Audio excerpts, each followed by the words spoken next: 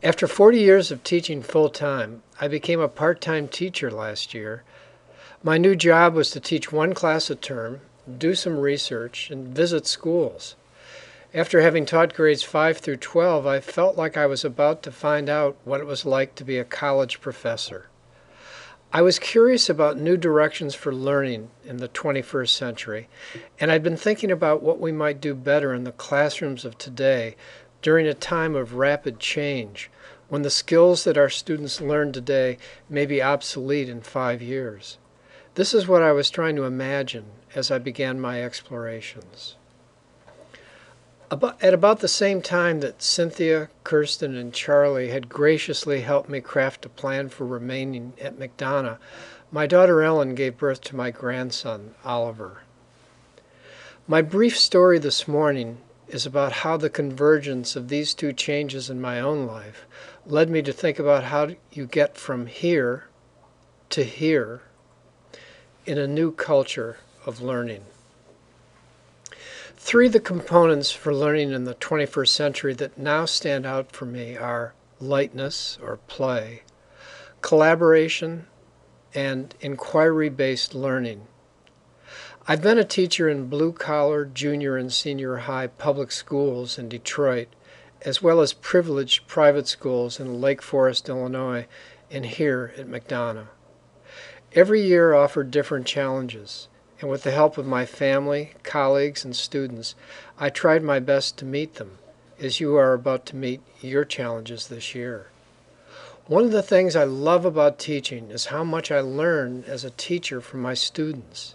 It's taken me more time than it should to become a better listener and observer, rather than an imparter of great truths about literature and life. And as you can see, I still have a long way to go. But last year, I was taught how to see again, how to touch water, and how to feel things with my hands. These kinds of experiences contain lightness and invite play. The Italian writer Italo Calvino argues that lightness goes with precision and determination, not as we might think, with vagueness and the haphazard. In this regard, the French writer Paul Valéry said, "One should be light like a bird and not like a feather." Perhaps this ability to maintain lightness is what we love most about children of all ages. As readers, literature can also provide us with this function as a reaction to the heaviness of living. It's this kind of lightness that Mercutio recommends to Romeo when Romeo complains that he's sinking under love's heavy burden. Mercutio replies, "You are a lover. Borrow Cupid's wings and soar with them above a common bound." We love Mercutio, and we love to move this way with our students. When I wasn't out walking in the neighborhoods of Brooklyn with Oliver during the 5 weeks I spent with him, or fulfilling the many other tasks of a grandfather daycare provider, I read about things like social media in the schools, the latest research on attention, and preparing students to become innovators. By late July, I'd set up a social network on my own web page, a Ning, that allowed my incoming junior students and me to collaborate about summer reading and summer experiences. It was fun. I'd also decided to try a couple of new things in that writing seminar class. A tweet essay. That's right, just 140 characters, but with hyperlinks. And self-portraits. Oletha Devane had agreed to work with my students to create self-portraits of themselves after they'd spent some time reading and writing about the self-portraits of Rembrandt and Van Gogh, and then stood before a few of these portraits at the National Gallery of Art. Working in an art studio is a revelation in collaborative or distributed learning. Everyone's work in progress can be seen and commented upon by everyone else. It's made public. Critiques tend to be accepted because everyone wants to make a better composition, and students can see that there are multiple ways to approach their own composition. Then, when the master artist, Oletha in this case, comments on someone's work in progress, everyone else can observe and hear what's being critiqued and benefit from it. It's situations like this in the arts and science, for example, peer review, that lead to discovery and excitement or passion. It's fun. Students in college calculus courses, medical students at Johns Hopkins, and also corporations such as IBM are developing collaborative techniques that often incorporate social media. A study at Harvard showed that the single best predictor of being successful at Harvard was involvement in a collaborative study group where a student is both a learner and a teacher. Perhaps one of the mottos for the 21st century culture of learning should be teach less, learn more. A similar kind of experience takes place in inquiry-based learning. Here's the way John Seeley Brown explains how it works. Consider a student who loves basketball. A physics teacher might be tempted to take advantage of that interest by writing a problem set concerning gravity, force, and acceleration within the context of the sport. She might want to ask, at what angle and at what force must a person shoot a ball to make a basket 20 feet away? In doing so, she might think she has engaged the passion and imagination of the basketball enthusiast. But in reality, she has done little more than cloak a typical physics problem with a basketball theme. Imagine the question a little differently. What is the best way to shoot a basketball? The student may turn to physics for an answer, but that will only tell him part of the story. Knowing the physics of how a jump shot works doesn't explain why it's the best way to do it. So he continues to dig. Where he will go with this line of inquiry is anyone's guess. It could be history, math, anatomy, physiology, sports psychology, or something else entirely. The point is that no matter what directions he goes in, or what he finds, more questions await, and the questions he asks are limited only by his imagination. In addition, the kind of interdisciplinary learning that comes from this approach simply makes the learning all the more valuable, because it teaches students that problems can never be understood or solved in the context of a single academic discipline. The work I've done over the years with Ani, Jeff Sanborn, and Oletha has been inspiring for me, challenging for students, and allowed all of us to share insights and problems. I also visited schools that made learning exciting, stirring the passion of students and plugging into a world of rapid change. I visited my old high school, where I'd read that a social networking system called Back Channel was being used in an English teacher's classroom.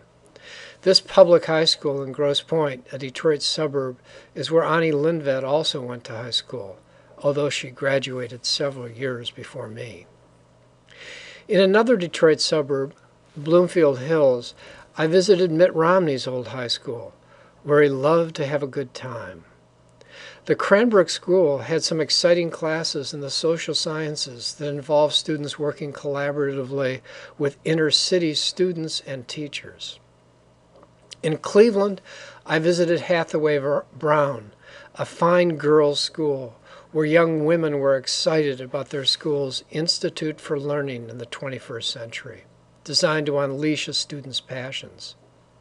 One of the Institute's centers, the Science, Research, and Engineering program, places students with scientists or engineers at places like Case Western Reserve University Hospital or NASA's Glenn Research Center after school and during the summer.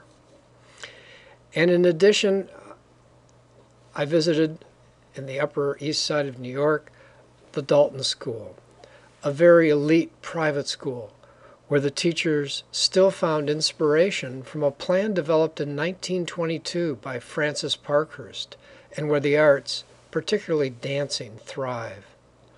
I also visited classes at McDonogh and saw the passion for learning in full swing, culminating in such creative projects as the cardboard boat race and Roots.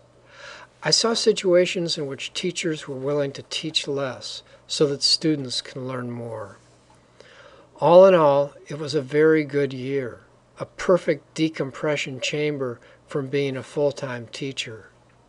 We all need to have the courage and resolve to take first steps in new directions.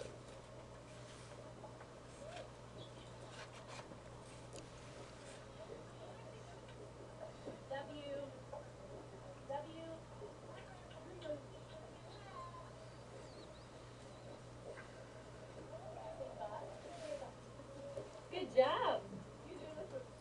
I'd like to leave you with this poem, The Little Boy. Once a little boy went to school. He was quite a little boy, and it was quite a big school. But when the little boy found that he could go to his room by walking right in from the door outside, he was happy, and the school did not seem quite so big anymore. One morning, when the little boy had been in school a while, the teacher said, "Today we're going to make a picture." Good, thought the little boy. He liked to make pictures. He could make all kinds, lions and tigers, chickens and cows, trains and boats, and he took out his box of crayons and began to draw.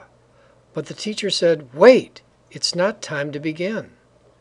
And she waited until everyone looked ready. "Now," said the teacher, "we're going to make flowers." Good, thought the little boy. He liked to make flowers, and he began to make beautiful ones with his pink and orange and blue crayons. But the teacher said, "Wait, and I will show you how." And it was red with a green stem. "There," said the teacher, "now you may begin." The little boy looked at the teacher's flower. Then he looked at his own flower.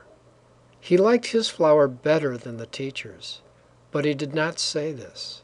He just turned his paper over and made a flower like the teacher's. It was red with a green stem. On another day, when the little boy had opened the door from the outside all by himself, the teacher said, "Today we're going to make something with clay." Good, thought the little boy. He liked clay. He could make all kinds of things with clay. Snakes and snowmen, elephants and mice, cars and trucks, and he began to pull and pinch his ball of clay. But the teacher said, "Wait, it's not time to begin." And she waited until everyone looked ready. "Now," said the teacher, "we're going to make a dish." Good, thought the little boy. He liked to make dishes, and he began to make some that were all shapes and sizes. But the teacher said, "Wait, and I will show you how." And she showed everyone how to make one deep dish. "There," said the teacher, "now you may begin." The little boy looked at the teacher's dish. Then he looked at his own. He liked his dishes better than the teacher's. But he did not say this. He just rolled his clay into a big ball again and made a dish like the teacher's. It was a deep dish. And pretty soon the little boy learned to wait and to watch and to make things just like the teacher's. And pretty soon he didn't make things of his own anymore. Then it happened that the little boy and his family moved to another house in another city, and the little boy had to go to another school. This school was even bigger than the other one, and there was no door from the outside into his room. He had to go up some big steps and walk down a long hall to get to his room. And the very first day he was there, the teacher said, "Today we're going to make a picture." Good, thought the little boy. And he waited for the teacher to tell him what to do. But the teacher didn't say anything. She just walked around the room. When she came to the little boy, she said, "Don't you want to make a picture?" "Yes," said the little boy. "What are we going to make?" "I don't know until you make it," said the teacher. "How shall I make it?" asked the little boy. "Why, any way you like," said the teacher. "And any color?" asked the little boy. "Any color," said the teacher. If everyone made the same picture and used the same colors, how would I know who made what and which was which?" "I don't know," said the little boy, and he began to make a red flower with a green stem. Thank you.